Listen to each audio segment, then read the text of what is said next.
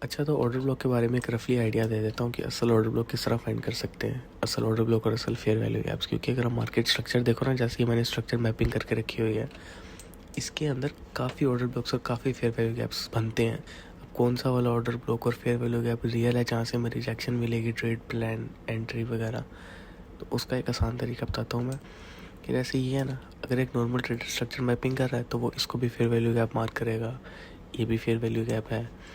उसके बाद ये भी एक फेयर वैल्यू गैप था जिसको आके प्राइस ले लिया जिसने, प्राइस ने। तो इस तरह काफ़ी बनते हैं हमारे पास ऑर्डर ब्लॉक्स और फेयर वैल्यू गैप्स।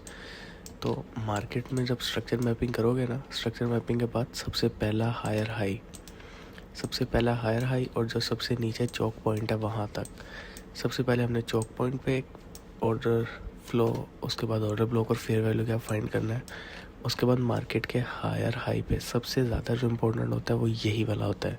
यही वाले ऑर्डर ब्लॉक को मार्केट आके टैप करती है और फिर ब्रेकअप स्ट्रक्चर देखने को मिलता है हमें, और एक अच्छी खासी एंट्री प्लान हो जाती है हमारे इस पर।